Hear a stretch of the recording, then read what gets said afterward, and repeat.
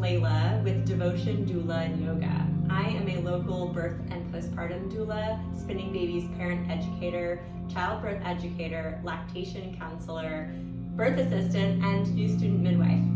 I made a video about a year ago regarding some of the things that I carry to serve families in my birth bag, and I felt like I needed a refresher of that. I just got off of a large bout of births and I'm about to run into another one, so I'm repacking my bag and I thought you could come with me.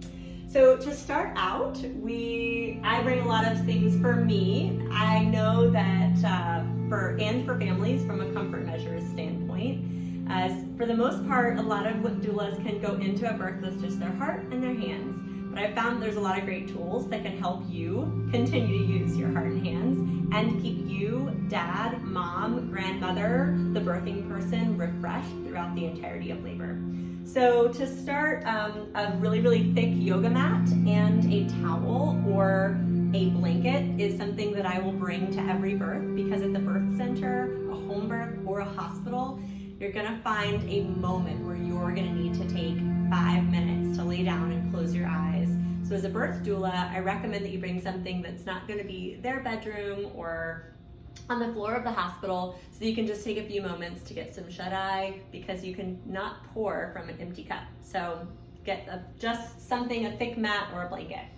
I also bring, obviously, an umbrella. I live in Central Florida, and so it rains just about every afternoon, and we labor at home a lot before going to the birth center or the hospital. And so if you can only imagine laboring mom or birthing person getting into the car to go to the hospital when it's raining. Actually, a couple of nights ago, we had a wild tornado right here while we were going from the home to the birth center. So that was a really interesting experience. So always bring some type of preparation. All of the chargers that you can imagine, a charger for your speaker, a charger for your phone, a charger for their phone, a charger for your essential oils diffuser, you name it. You're gonna wanna keep things powered up. I bring several different birth balls. So a small peanut ball is gonna be something for someone of a smaller size. A deflated exercise ball, so small and deflated exercise ball. This exercise ball is great for someone to sit on and experience a little bit of that pelvic floor release, imagining like a little pillow for their pelvic floor. And then a big bolster. A big thick bolster is great for malasana or a deep squat or some rest, or I have been found to put it in a bathtub to make sure that moms are forward a little bit more in a very sloped bathtub. The larger size birth ball or peanut ball, this peanut ball is great for side lying positions like belly to bed, or for someone taller as well. And then a full size 55-inch exercise ball and a 65-inch exercise ball. So I do bring both. All of these balls, except for the large peanut ball, are deflated in my bag. The large peanut ball, thankfully, I was given a peanut ball cover from the Oxytocin Emporium here in Central Florida, and it is a godsend to be able to carry your balls with one hand. Moving on, and obviously a ball pump. You want to make sure that you can pump it up at the hospital or the birth center or the home birth. Moving on to some environment experiences. I bring 2 speakers to each of my births. These speakers are the UE Mega Booms. They bump together, so that way I can continue to have the simultaneous sound in each of the rooms. So if this one is by the birth tub in the bedroom and this one is in the bathroom, when she goes back and forth between the birthing area and the toilet, she doesn't get silence or a totally different sound. She gets the same song that goes either way. I bring a fan. This is a rechargeable fan. It's absolutely amazing, and it can clip onto any source.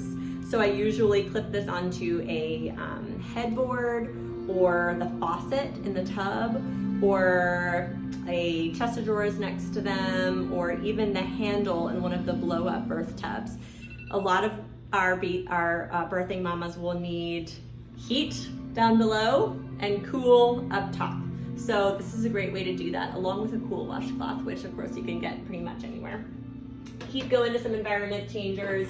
We have string lights. These string lights are so important to string around the bathtub or around the bed or in the living room or in a space where you really want to keep it dark and quiet and warm and private and safe to increase all of those yummy beta endorphins and oxytocin.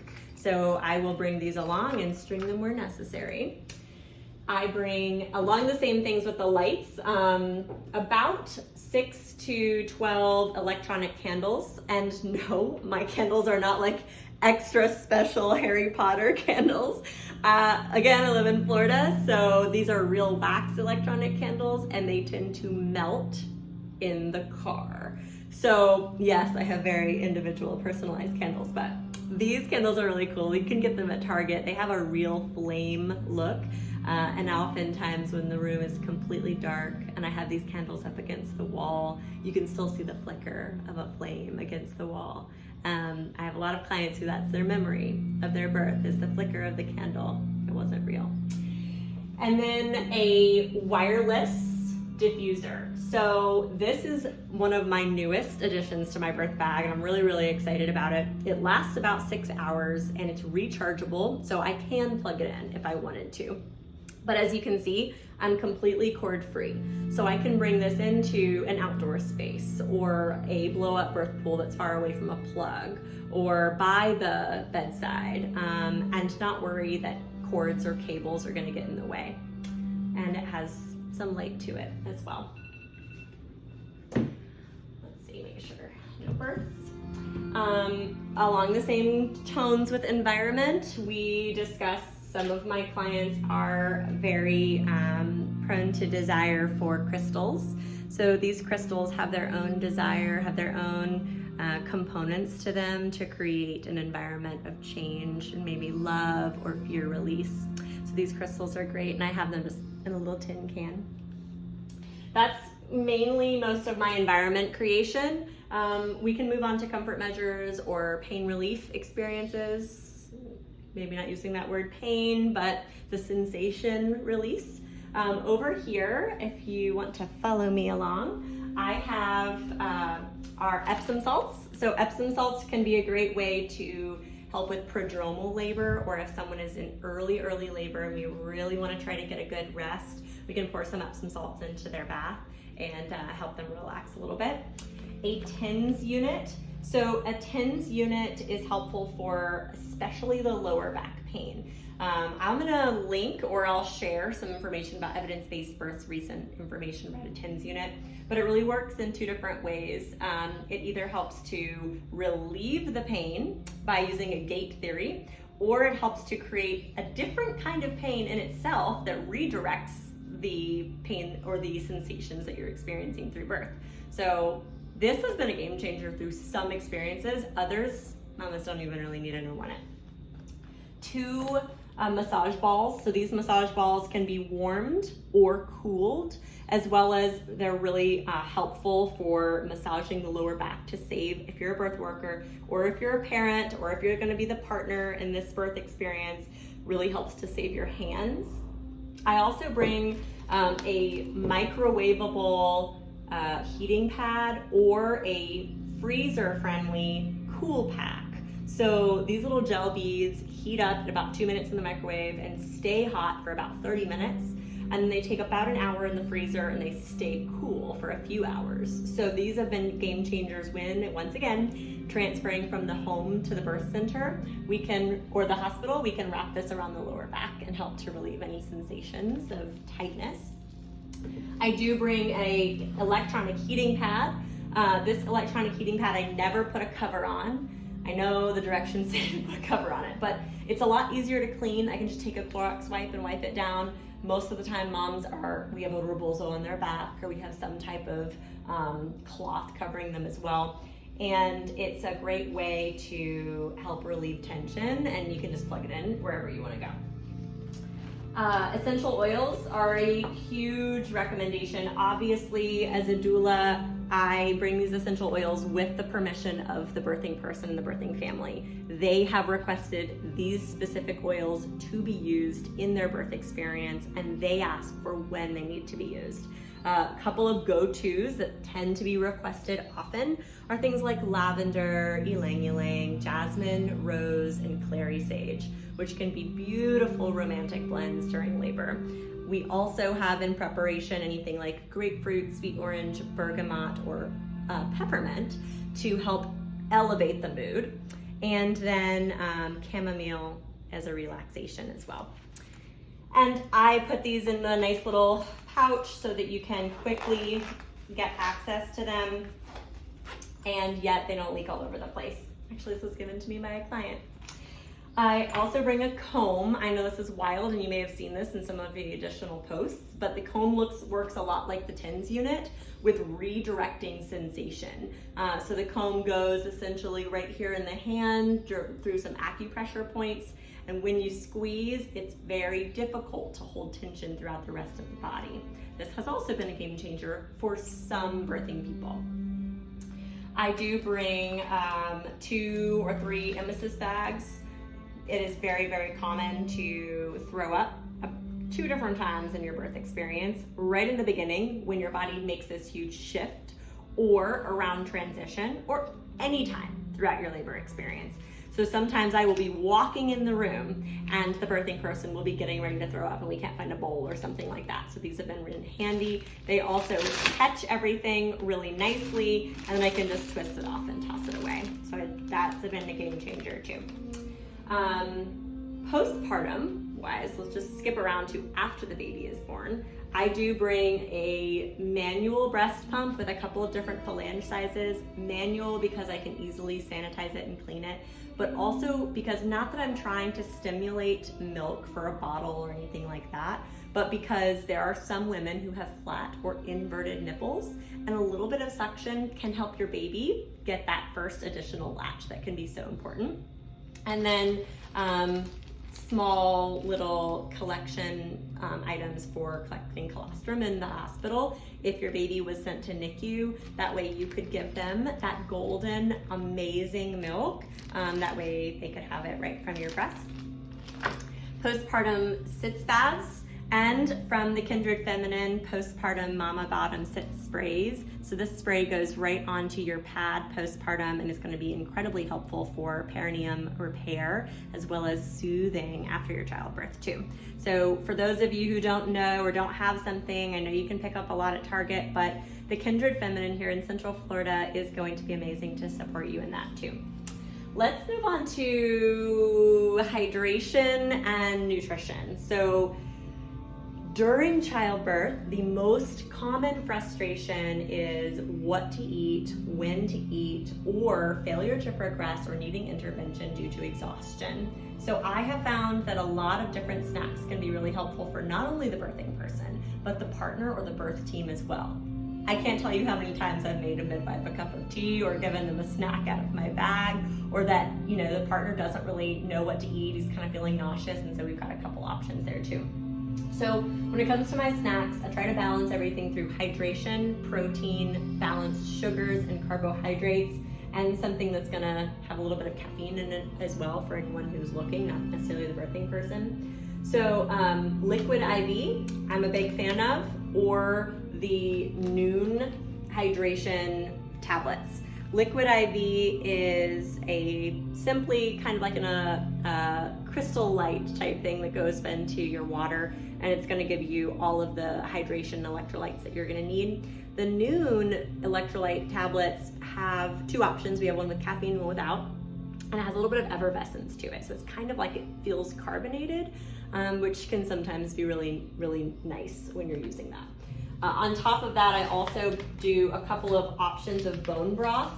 Bone broth is going to be really high in protein, so both of these have 18 grams of protein in them, and they'll all vary. You know, one of them will be grass-fed beef and the other will be chicken, but we heat up the water and then mix this, and for a mother who is starting to need some protein and something warm, this can be a great go-to. So hydration, bone broth, beef jerky, Gotta love the kids' slammers. This has protein and fruits and veggies in it as well. And then I do bring a lot of dried fruits as well. So dried fruits, watermelon, mango, kiwi, or something like a fruit strip. And then chocolate covered almonds and honey sticks. So honey sticks in particular are gonna be a big go-to right when you're about to start pushing. Just a quick jolt of some sugars to give you some energy. And then a whey protein and a pea protein. So if you are vegan, we can do a pea protein, but the whey protein is a really great success because the whey protein is clear. So when you're in the hospital and they only allow clear liquids, you can mix this with your water or your juice and it is clear, but it's gonna give you 20 grams of protein per serving. I also definitely recommend a bindi straw. I know it seems like the most silly thing in the world, but trying to lay down on your side to get some rest and drink something out of a cup is almost impossible unless you have a straw that's going to be able to bend. So I bring several of these, they're reusable, and I sanitize and clean them in between. On to my own things. So doulas, birth workers, partners, again, you cannot pour from an empty cup. You're not going to be able to support the birthing person unless you have yourself energized and feeling secure and feeling powerful. So for myself, I do bring at least 3 changes of clothes. These changes of clothes happen because I get meconium or amniotic fluid or water or blood or something on me at some point. And I like to continue to be able to stay present for this birth experience. Anything that you're gonna need from a cosmetic standpoint, so dry shampoo, dry conditioner, the Not Your Mother's is a great one, toothpaste and toothbrush. This is a really interesting one too. This is gonna be like a flash bath. You can pick this up at Target. And then all of the things for me as well, I tend to have some pain in my shoulder, so I will use like a CBD cream lotion for my shoulder, as well as I have a couple of tinctures that I'll recommend for mom, or options for mom. Specifically, I would recommend, again, that you go to the Kindred Feminine's website. She has a few tinctures that can be given to you as options for alternatives to Pitocin postpartum, or alternatives to Pitocin during labor or rupture of membranes. These tinctures are natural and herbal and are definitely recommended. You can speak to your midwife or your OB about them as well. And then back to me again. This is kind of my secret stash of everything in between adaptogens like ashwagandha and rhodiola, or vitamin C, or vitamin E and biotin and vitamin D's, as well as Excedrin and Midol and Tylenol and acetaminophen and all of the things that I'm gonna need to keep me going for this birth experience. Again, I have served 2-hour labors and I have served 8-day labors, and you need to be prepared to support yourself for 8 full days. Breath mints, gum, those are good ones too. A reusable water bottle for yourself, and especially during COVID-19, PPE, so personal protective equipment, face mask and gloves is something that I always carry around with me, so that if required or requested by the birthing family, I'd have that. I do bring a book just in case we are on an epidural and getting some rest. This book is by Elizabeth Davis. It is a prerequisite for NARM, for our midwifery education, but it's also a wonderful way to check back in on the process and how it's working. Once again, a couple changes of clothes, including a sweater. Anyone who's delivering at the hospital, you are going to want to bring a sweater if you're supporting them. It gets cold in there, and you're gonna want to snuggle up and be a little bit more comfortable to support your family. Lastly, I do bring a lot of lotions, right? So different lotions, some that I've made, some that I've purchased. This lotion is what I use as my labor massage. This has clary sage, ylang ylang, lavender, rose, jasmine, and bergamot in the blue bottle. The next one is just a relaxation massage, only lavender. This one here is aloe vera and wintergreen. Wintergreen works as an analgesic to help release any tension, as well as kind of like your natural icy hot. Then tiger balm, and fast freeze, which is like a biofreeze. So these 3 work as analgesics in maybe the lower back or in the muscle tension. And then lastly, magnesium lotion for anyone who's experiencing some edema in the legs. This is great for prenatally. So lastly, but not least, of course, is the bag that you're gonna use to put all of this in. So your backpack, duffel bag, roller bag, you name it, whatever is gonna be best for you. I have gone through all of them. The roller bag was huge and it was difficult. The duffel bag killed one shoulder. So I ended up using something of a mix between all of them. This is a backpack from Target that actually opens up like a suitcase. So you would be given the suitcase experience, but double straps so that you can carry it in both shoulders. And then lastly, I do recommend some type of identification badge. This badge is gonna show that I am DONA trained, herbal trained, Healthy Children Project, as well as Spinning Babies. It has photo ID, my business name, and it's going to be really important as the coronavirus shifts. I would love to hear what's in your birth bag, and if you have any questions about some of the things that are in my birth bag regarding postpartum, prenatal, birth, or supporting yourself and your birthing family, send me a notification or send me a message and I'd be happy to reach out and give you some of that evidence to back it up. All right, let's get it all in here.